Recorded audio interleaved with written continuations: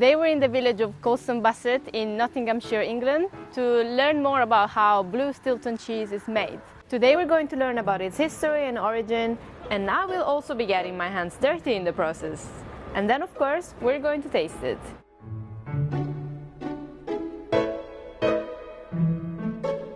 This cheese can only be made in 6 dairies, which are spread across 3 counties here in England, which are Nottinghamshire, Leicestershire and Derbyshire. And today we're going to visit Colston Bassett Dairy, which is one of the 6 dairies making Stilton cheese. Stilton cheese takes its name from the village of Stilton in the east of England. The earliest reports of cheese made and sold here date to the 17th century. In 1724, English writer Daniel Defoe referred to the town being famous for cheese, calling the product the English Parmesan. What contributed to its popularity was that Stilton was relatively close to London, only 70 miles away. The town was on the Great North Road.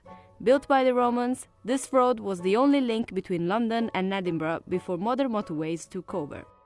The road passed through villages and market towns filled with coaching inns. One of these was the Bell Inn, where a lady named Frances Powlett sold her cheese to travellers, and the word of her Stilton cheese quickly started to travel with them. And though she probably did not invent the cheese herself, she is responsible for expanding its popularity beyond the village. That was her route to market. It was basically a wayfares for the carriages, so people would stop overnight, and a lot of the cheese was sold there and taken down into London by travellers. As its popularity grew, Stilton cheese started to be made in the surrounding areas. Today, Stilton production has strict geographical borders and is confined to 3 counties in England. Ironically, as the village of Stilton falls outside of the county's borders, there can't be any cheese made in Stilton called Stilton. Colston Bassett Dairy was founded in 1913 as a cooperative to save excess milk from farms in the village from going to waste. Today, the dairy works with 4 farms that supply 4 million litres of milk a year.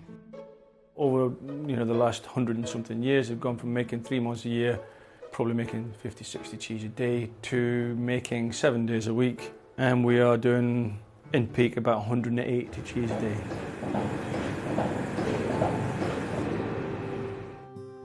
The farms send the milk to the dairy, where it is pasteurised. What we do is we take the milk, we add a blue mold culture, starter culture to produce acidity, and then we add rennet, which will help us clot the milk and turn it into curd. Once we've set it and it looks like a giant jelly, a giant white jelly, we will cut the curd, release the moisture, and we'll drain that moisture off. Quite specific to us, all of our cheese will be hand ladled from vat to trolley, and that's just a transfer of curd from one large vessel to another. That will give us moisture release without losing too many fatty proteins to whey. Mechanised processes, large-scale business, people who are transferring large volumes can and do lose fatty proteins to whey. We do, but just less because we're doing it by hand. If you think that ladling is just about transferring the curds from one vat to another, think again. Billy showed me how to do it, and I had a go myself. So the thing to remember is not to dig, keep it quite flat and just push it through. That's it? Very good. Okay, so you also need to... No. It needs to all come down to the same depth. Oh. So you can have some deep, some not. So it's exactly the same all the way down. Same here. So I'm just going to try one more for the road. Okay. And that bit of cheese is now dead. You can let Craig have it and we'll get on with it. Thank you. So you know when you say one day I'm going to quit everything and become a cheesemaker? Not an easy task, but you have to think it through. So once we've ladled, we will then allow it to settle, and again more whey will come out, and then you will drain that whey, and once you start draining the whey, the bacteria that's in the curd will start to multiply and produce quite a high level of lactic acid overnight.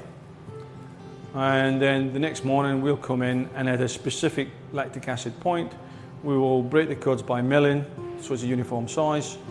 We'll hand salt the curds, hand mix the curds, and form it up into a cheese hoop, as you see behind me. The cheese is placed in a warm room to allow some of the moisture to evaporate. The cheese is turned every day, and when it's dry enough and can stand on its own, the mold is taken off. We need to stop the aerobic mold growing at that stage, because if you make it grow too quickly with Stilton, it won't taste right because you're changing the pH too quickly. So we will take a knife and we will actually rub the outside of the cheese, and by rubbing the outside of the cheese, we create a barrier so no oxygen can get inside, and we stop the mold growth at that, or the blue mold growth at that particular stage of production. Then the wheels are turned every day. When they're 5 or 6 weeks old, they are pierced to allow oxygen in, which will activate the blue mold and produce the Stilton's characteristic blue veins. Then the cheese matures for another 5 weeks.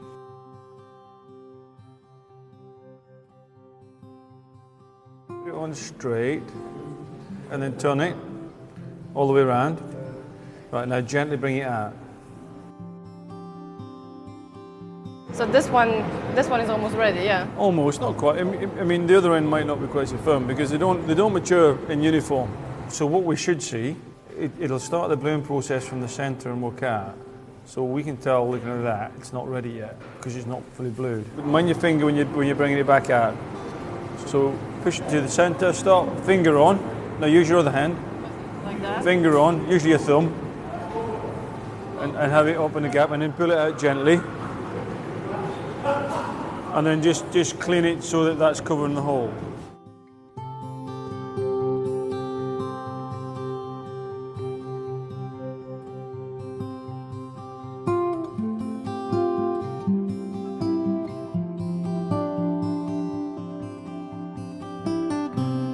We've got a slice of freshly cut Stilton, so I'm so excited to give this a try. First thing that I want to point out about this is that it's not that smelly. You know how blue cheeses have this reputation for being so smelly. It's actually alright. Oh, it's so good. It just disappeared. It just melted like that. The texture is nice and crumbly. Even if this is some sort of hard cheese, so it's not that creamy, it actually is on your palate. It has some like sweet hints at the beginning when you first taste it, and then you're left with a bit of salty aftertaste, which is incredible. I mean, you know, you get 2 different flavors in one bite. It's so good. I'm gonna have another one. The sweetness of the blue veins, so good. And also if you get a mini piece without the blue, that in itself, it's marvelous. And again, the texture is incredible, so crumbly.